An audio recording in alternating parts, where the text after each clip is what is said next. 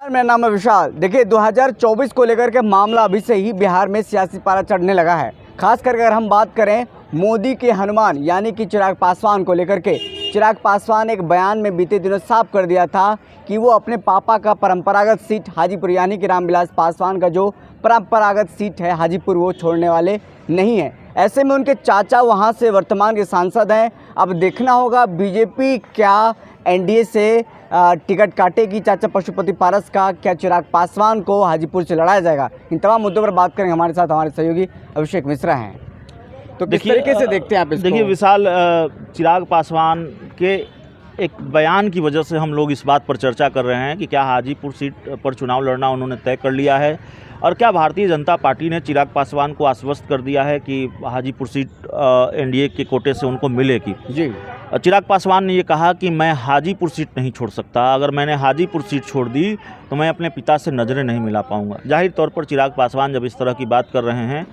वो clear message BJP को भी दे रहे हैं और चाचा को भी दे रहे हैं कि इस बार हाजीपुर सीट से हम चुनाव लड़ेंगे। जी। मैसेज बीजेपी के शीर्ष नेतृत्व को भिजवा दिया गया है कि भाई हाजीपुर सीट चाहिए और दोस्ती की अहम शर्तों में से एक शर्त यह भी है कि चाचा से हाजीपुर सीट छीनकर यह सीट चिराग पासवान के खाते में डाली जाए। एनडीए कोटे से चिराग पासवान चुनाव लड़ेंगे हाजीपुर सीट से, लेकिन भारतीय जनता पार्टी ने हाजीपुर की सीट चिराग पासवान को फाइनल कर दिया है, ऐसा नहीं है। देखिए बीजेपी और चिराग पासवान के बीच अगर दोस्ती में देरी हो रही है तो उसकी ये वजह है कि ऐसे कई महत्वपूर्ण मुद्दों पर मामला फंसा हुआ है। जी। बीजेपी अभी पशुपति पारस को भी नाराज़ नहीं करना चाहती। अगर नाराज़ करना चाहती होती तो चिराग पासवान और जो बीजेपी के बीच दोस्ती है कब की हो गई होती। पशुपति पारस से जुड़े कई मामले हैं जिस पर मामला फंसा हुआ है। देखिए शर्तों की बात सामने आई थी कि चिराग पासवान ने कुछ शर्तें रखी हैं।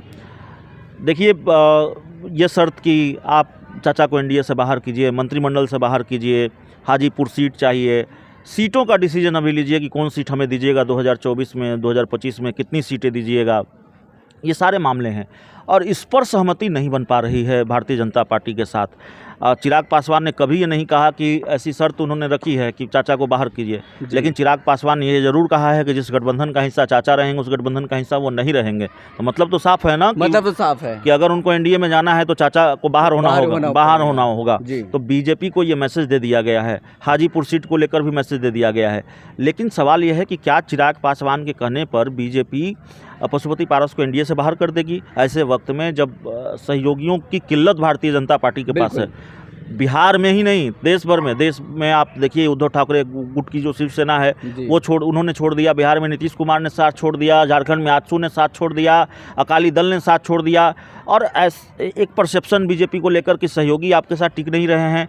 और ऐसे में, और बिहार में 7 दल हैं महागठबंधन में, आपको नए सहयोगी की ज़रूरत है, और किसी के कहने से आप पशुपति पारस को बाहर कर देंगे, ऐसा आमतौर पर होते हुए नहीं देखा है। मुझे नहीं लगता, मेरी जितनी राजनीतिक समझ है, कि बीजेपी ऐसा करने जा रही है। हाजीपुर सीट को लेकर मामला बन सकता है, हाजीपुर सीट का मामला जो है चिराग के पक्ष में जा सकता है, बीजेपी ये सीट उनको दे सकती है।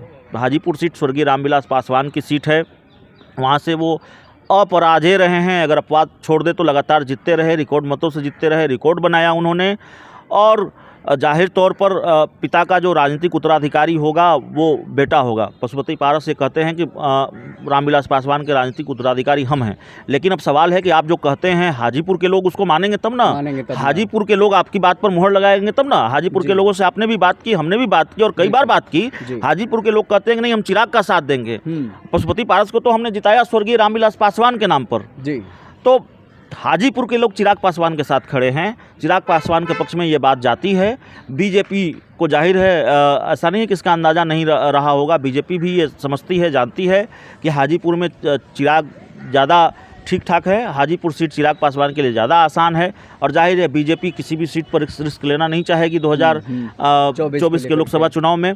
तो हाजीपुर सीट चिराग के खाते में जाती हुई दिख रही है। हालांकि अभी बीजेपी ने फाइनल कर दिया है चिराग पासवान को, ऐसा नहीं है, लेकिन चिराग के कहने से एनडीए से बाहर पशुपति पारस नहीं होंगे, ये बात साफ तौर पर नजर आ रही है। देखिए अभिषेक सर, जिस तरीके से आपने दोनों बातें बताई कि किसी के कहने से हाजीपुर सीट चिराग पासवान को नहीं दे देगा, और हो सकता है चिराग पासवान को बीजेपी सीट दे दे, लेकिन क्या आपको लगता है जिस तरीके से आम तौर पर बातें होती है कि चिराग पासवान के पास वोट बैंक है, वो पशुपति पारस के पास नहीं है, वो संगठन में भले ही उन्होंने काम किया हो, लेकिन वो ज़मीनी स्तर पर वो उस तरीके से नहीं काम कर पाए हैं जो उनको नेता माने, क्या आपको लगता है ये बीजेपी बात नहीं समझ रही है कि चिराग पासवान के पास वोट बैंक है, पशुपति पारस के पास नहीं है?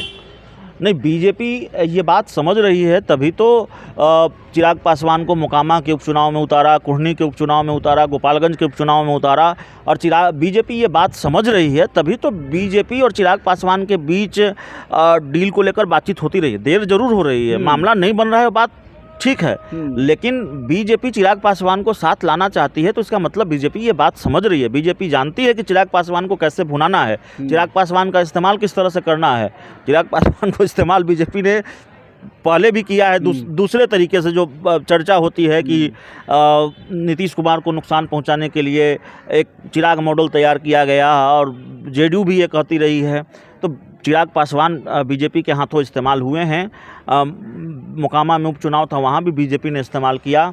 अब किस तरीके से इस्तेमाल करेगी, लेकिन बीजेपी ये समझ रही है कि चिराग पासवान के पास वोट बैंक है, और जो वोट बैंक है वो ट्रांसफ़र होता है, वो वोट ट्रांसफ़र होते हैं, वो वोट बैंक मजबूती के साथ चिराग पासवान से एकजुट है, चिराग पासवान के साथ है। देखिए जिस तरीके से आपने देखा होगा, हम जम्मू गए थे और हमारे साथ सर भी मौजूद थे, हमने वहाँ की जनता की क्या राय है ये भी बताया, लेकिन साफ तौर पर हम वहाँ पर जब कवर कर रहे थे, लोगों से जनता की राय ले रहे थे, तो साफ तौर पर चिराग के प्रति लोगों का गुस्सा था कि अगर बीजेपी के साथ आते हैं तो उनको वोट देंगे, लेकिन अगर बीजेपी के साथ नहीं आते हैं तो उनको वोट नहीं मिलेगा।